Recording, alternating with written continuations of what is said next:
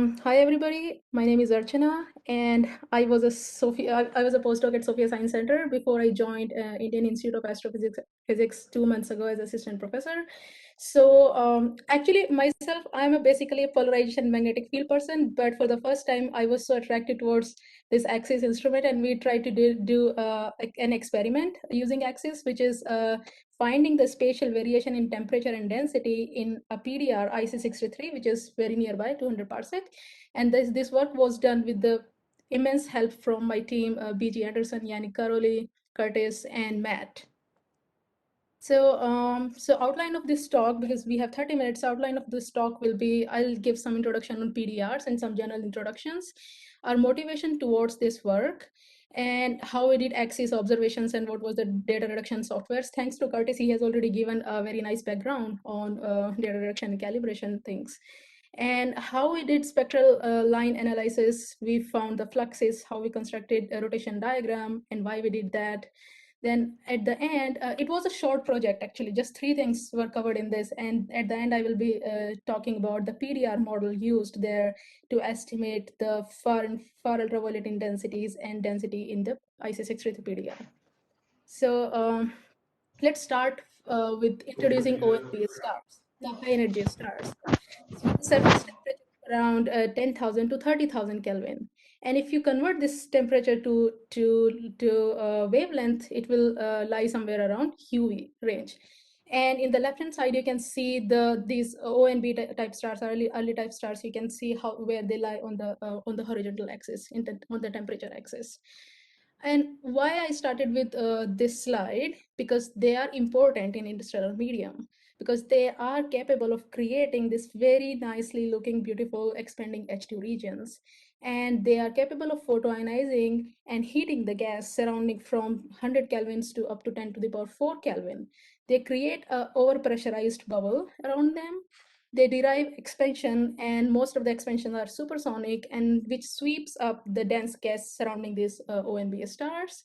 And most importantly and interestingly, they carve the interesting structures on the boundaries of these expanding H2 regions, and those structures can be pillars, globules, and cometary globules, and bright rimmed clouds.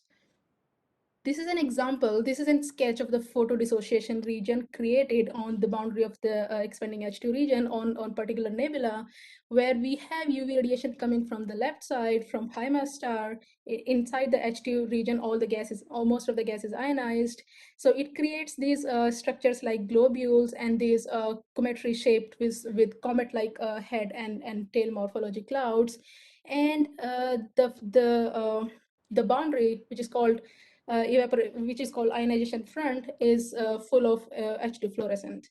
And these structures are called pillars, sometimes globules. And this elephant trunk nebula in IC1396 is a very nice example of such structure, so which is created by O-type star in the vicinity. These are some PDR examples of some beautiful PDRs nearby. IC59, IC63. It is created by a B-type star called Gamma Cas, and there are pillars of creations in creation in M16. There is NGC 7023, and there is very famous Orion Nebula. So okay, so I want to give a quick introduction to the PDR schematics. This is a very famous diagram taken from Hollenbeck and TLN's annual review paper in 1997, where they explain that what are the structures, what are the layers, and what are the species, what are the atoms and molecules and ions lying at what extinction in the PDRs. So the PDR is illuminated generally from one side, and it goes up to it goes from atoms, ions, to up to oxygen molecule, where at the extinction level of around 10, oxygen molecule is not appreciably photodissociated. It includes most of the hydrogen in H2 form and most of the carbon in carbon monoxide form. It has a large columns of oxygen, hydrogen, and ionized carbon here. And the gas temperatures are generally higher than the dust temperatures on the surface. So this was a little introduction on PDRs, how they're created by O-type stars and all. So we wanted to use AXIS to study the nearest PDR, IC63. And what was the motivation? The pure motivation behind this, there were two motivations. One was that this cloud was already studied by Thi et al. In 2009 using low resolution ISO SWS observations. And they claimed that the PDR in this cloud has two temperature regions. So it has gradient in the temperature. And the other motivation was that we had a lot of very nice 2.12 H2 fluorescent row vibrational data available from CFHT. This data was published by BJ in 2013. So this is the H2 row vibrational line, S1 line of this PDR IC63, and it is illuminated by this gamma cas star from this down there. I have shown that star location of the gamma cas in this direction. So I've shown this arrow of the direction of the illuminating radiation on this PDR. So before going to the axis work, I just wanted to note that this was just the additional work in towards IC63. We have lots of ancillary data available on this PDR already. We have ionized carbon from SOFIA great observations. We have atomic hydrogen from GMRT. We have HCO plus. We have high resolution. We have HCO plus, and we have this HL5 observations were taken from the archive, and we are working on a couple of papers using all these data together with IC63 axis data. So and a lot of coloration data is also available, which I'm not showing here. So okay, going to the axis observations. So here in the left-hand panel, I'm showing 8 micron Spitzer IRAC image of IC63. The green and red bigger rectangles shows the location of the slits which Thi et al. 2009 used using their SWS. So these are the locations of the slits from SWS observations. And upper panel shows this upper dashed rectangle shows the location of axis slits. Sorry for this wrong mistake spelling. So we divided this region where we put axis slit into 3 regions. So if you see the right hand side panel, which is zoomed in here in the here, you can see that these 3 yellow translucent regions are called shade, ridge, and sunny sides. Sunny side because it is facing the illuminating radiation from gamma gas, and there is a ridge and there is a shade. So green and red rectangles shows the positions of the S1 and S5 slits of axis, and also their rotation. The pattern of their fashion of their rotation is also shown with this green and red rectangles. So we put slit just above this SWS slit, and we wanted to see that is there really a temperature and density gradient, what Thi was claiming in from their low resolution SWS observations. So we wanted to repeat that experiment with high resolution data using axis, and this was first time we were doing on any PDR. So observations were done for pure rotational S1 line and S5 line with 19 arcsecond and 10 arcsecond slits, and with a resolution of 60,000. And so the slit of 19 why I'm saying this there is a reason behind showing that why 19 arcsecond corresponds to 0.01 parsec at a distance of 200 parsec of IC63, and S5 line was observed at 10 arcsecond slit size. Spatial resolution was 3.7 arcseconds for both the wavelength, and the data was reduced using SOFIA Redux pipeline. And there were steps including spike removal, node subtraction, flat fielding, and flux calibration, order rectification, and co-adding of noded pairs.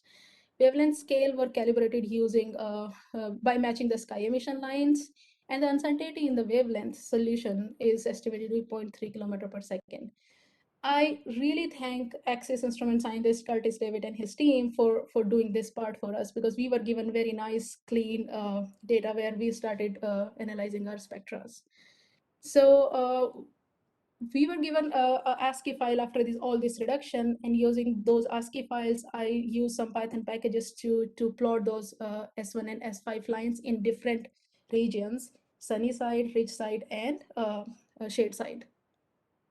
So these are the spectra we got in S1, sunny, ridge, and shade in the left column, and the right column is S5, sunny, ridge, and shade.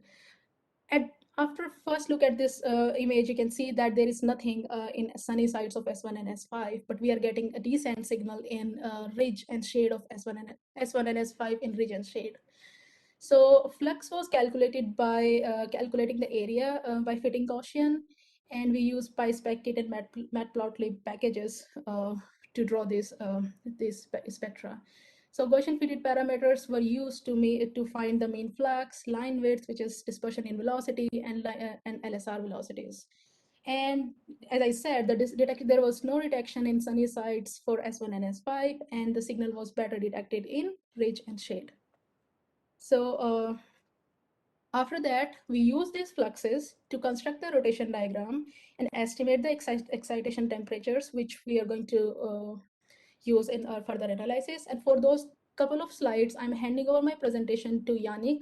He was great help in this work. So Janik, if you're there, you can take from next slide. Okay. So you can go next slide. Okay. Yeah, so as Archana is just showing you from the XC's observations, we get those line spectra where we're plotting the intensity versus the LSR velocity. So the next step then to getting the excitation temperature of the gas in the region is we want to create this molecular hydrogen rotation diagram seen on the right here, which was from the T et al. Paper, so that then we can find the temperature of the gas. So if you go next slide. Good. All right. So the first step is that we want to convert the intensity of the rotational transition to the population of the molecules in the upper energy level. And so to do that, we go ahead and we use equation 1, which you see at the top of the slide there, where I is the intensity of the transition between the upper level, which is just U, and the lower level L. A is then the Einstein A coefficient for that transition, which relates to the probability of the transition occurring. H is, of course, the Planck constant, and nu there is the frequency of that transition. And then N is the population of the upper level, which is in units of 1/centimeter². And so at the bottom there, just showing some of the values we're using for the S1 and S5 transitions. So S1 is going from an upper level of 3 to a lower level of 1, and S5 is going from an upper level of 7 to a lower level of 5. And you just see kind of the typical values we have there for the Einstein coefficients, and then we're for the frequencies as well. So next slide. All right. So a quick note is that, and I think Curtis kind of mentioned this in terms of the units that the intensities come out for the XC's line spectra, we get an intensity per wave number. So for that intensity value in equation 1, we want the total intensity of the emission. So we essentially have to find the area under the curve where we multiply our line intensities by a certain wave number width. And so there were two methods we looked at using to get this intensity. We were either going to use the Gaussian fit and calculate the area, or just do a direct integration of the line profile. If we were to calculate the area of the Gaussian fit, we would just use the equation for the area of a Gaussian, and then we substitute in the physical values, which you can see as in that second equation there. And that delta K value you see is the full width half max of the fit, and dividing it by that 2.355 value is what is the standard deviation in a Gaussian fit. But because our line spectra are in units of the LSR velocity, we need to convert that wave number full width half max to the velocity full width half max that we get from the fits, which that conversion is, you can see in the middle there as well.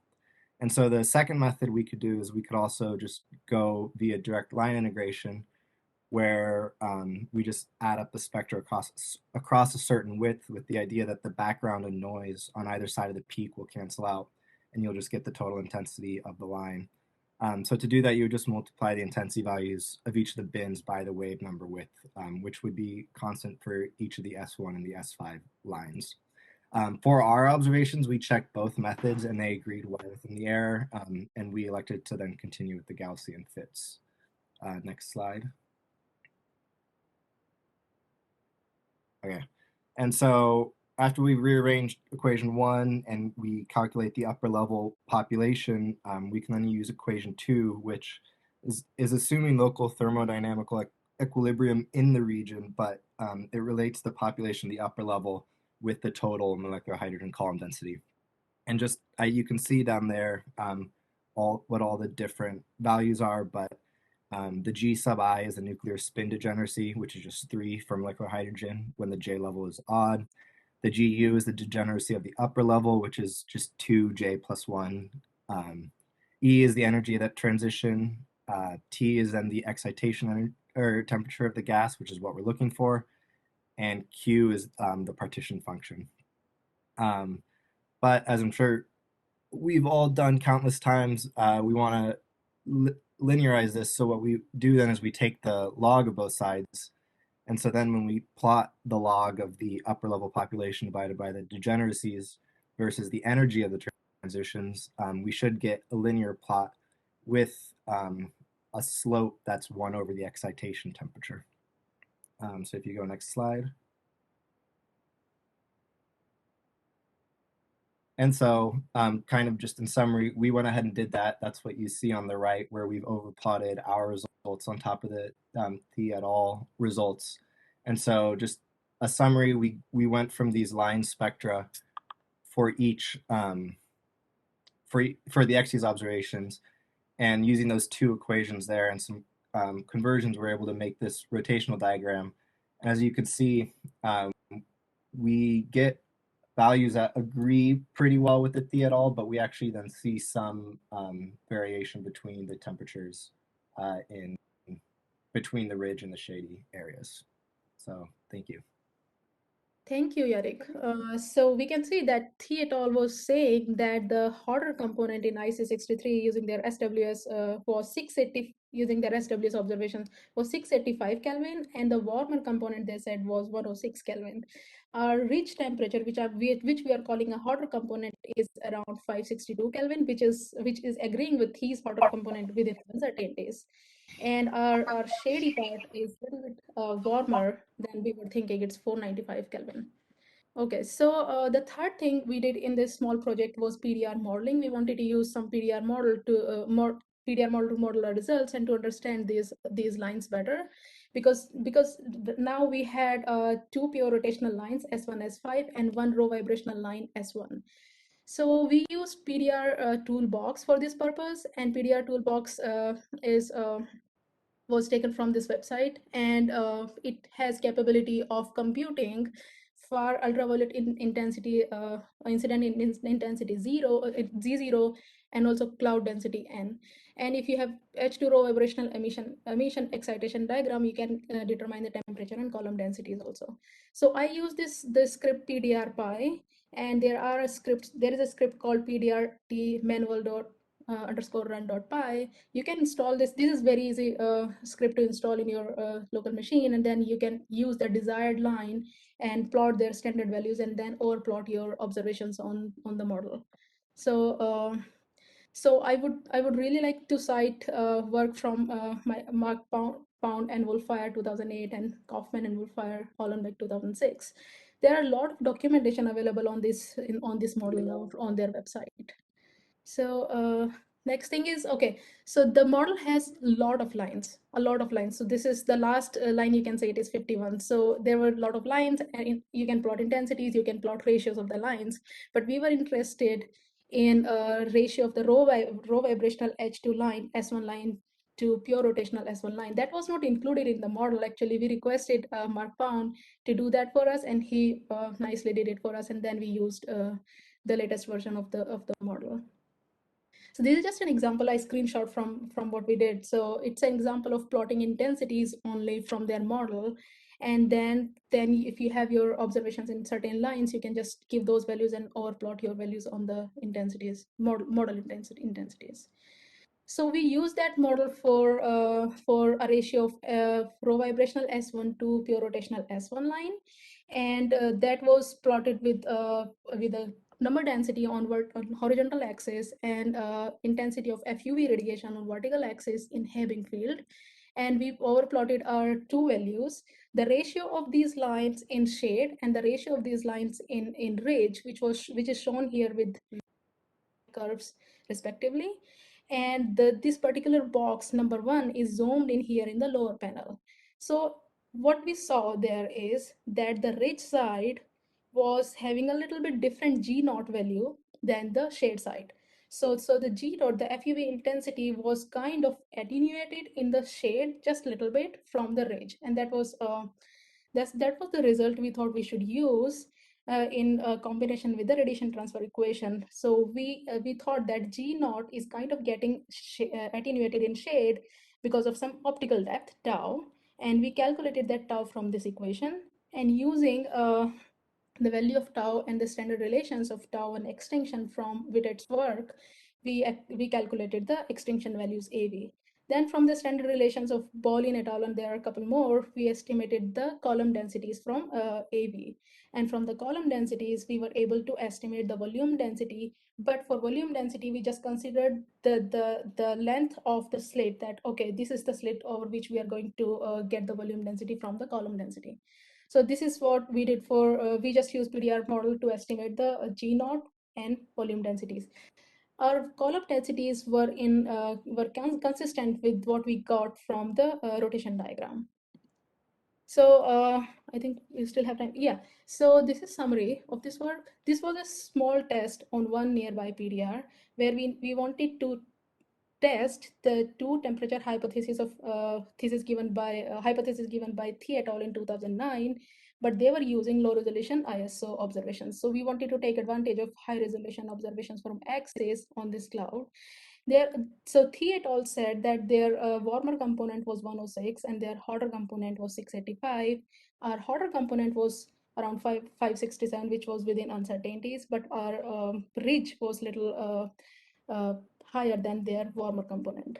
So, but we did it properly. Like we divided this PDR into three sub-regions, calling them shade, ridge, and sunny sides. And our model so we use PDR model to estimate the G naught values, and it suggested that there was a little attenuation in the FUV intensity when radiation goes from ridge to shade, and that gave us optical depth, and then that gave us column densities and volume densities. So this was summary for this small experiment, but with the help of Axis instrument scientist team, and with the help of my collaborators, we were successfully able to put a pilot program on Axis in cycle 9. It was called INSPIRE, investigating spatially varying temperatures in PDRs from pure rotational excitation of molecular hydrogen. So this experiment we are going to repeat in number of PDRs, like NGC 7023, Horsehead raw Fucus, which is brighter than IC63, and NGC 2023. So this proposal was accepted, and I hope we are going to get observations soon, at least in 7023 and raw Fucus. So this is just advertisement that what we are going to do next in this project. And if our first pilot program is successful, maybe in future, we are going to propose Inspire 2, which will be a study of PDRs in Southern Hemisphere, which are not very well studied in literature. I think I have some time, so I can just show one slide, which is important here.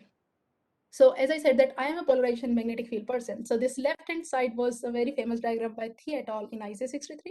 IC63 is my favorite target because I was doing many studies in this cloud. So he said there are two temperatures in this. So we thought that can we test this hypothesis by using polarization data and the gas measurements? So we kind of did that, and that was a successful experiment, and it was published this year in 2021. What we did, we took the polarization measurements towards IC63. We took the gas densities on the location of those polarization measurements, and we plotted the drop in polarization with the gas density, and we found that there were two slopes. So it kind of supported that the polarizations which were in the hotter region were dropping faster than the polarization values which were in the colder region, because in the hotter region the collisions were higher, and more because of the higher number of collisions, that the grain alignment efficiency was going down because grains were getting collided, and grain alignment efficiency was going down, so polarization was going down. So we had two slopes in drop in polarization with gas density. So there we kind of already tested this two temperature hypothesis, but we wanted to do it exactly the same way how he did from SWS observations. So that's what we did with Axis. So that's it. I'm sorry for taking more time, but I'll leave you on my summary slide. All right, thanks, Archana. We have a couple questions. Just a reminder, you can either pose your questions in the Slack or raise your hands and ask them in the WebEx. So first, a question from Chick. Are the Gaussians a reasonable representation of the emission lines when you fit them with pi sec kit? And how do you manage the uncertainties in the Gaussian fit, i.e., there are no long wavelength tails of emission at high velocities? Okay, so yeah, Janik, you want to answer this question?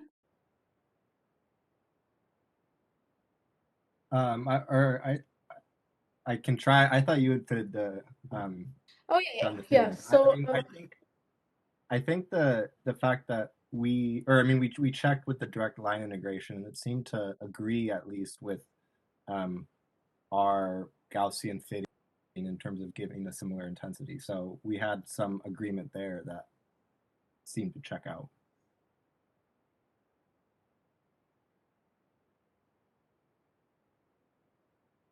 I'll try to answer this in Slack. I'll explain there. Okay. Another question is, have you corrected the observed intensities for the visual extinction towards your target? No, we did not. I can also add on to that. We followed Habart et al. A 2011 paper, which I can put in the Slack. But they also didn't correct for the extinction with the argument that it's only at shorter wavelengths that the dust extinctions will, as I say, significantly attenuate the emission. So, yeah, we did not correct for the extinction. Okay, another question from David Nuffield. One general comment on H2 rotational diagrams. We sometimes see a systematic offset between the even and odd J states, particularly towards shock heated regions. This indicates that the H2 ortho to para ratio is not in equilibrium.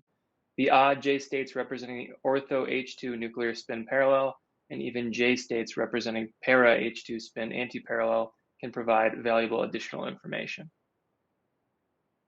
Okay, and then I think we have time for one other question. Is it possible to measure the temperatures from polarization data instead of hydrogen spin lines? Yeah, that's a good question. So we were just so we did not estimate the temperature, but we kind of compared the slopes, and also we had some idea on drop in polarization, which corresponds to the drop in the grain alignment efficiency, and the grain alignment efficiency also kind of directly proportional to the collision rate, and collision rate also proportional to the temperature. So in that indirect way, we were able to calculate temperatures, but we were just comparing the slopes, and we were just saying that okay, there are two temperature region because our drop in polarization towards hotter region is much steeper than the colder region. But yes, if you have some measurement on the how much drop in the polarization, no, how much grains are disaligned, then certainly you can correlate that with the collisions, and then collisions get directly proportional to the square root of temperature.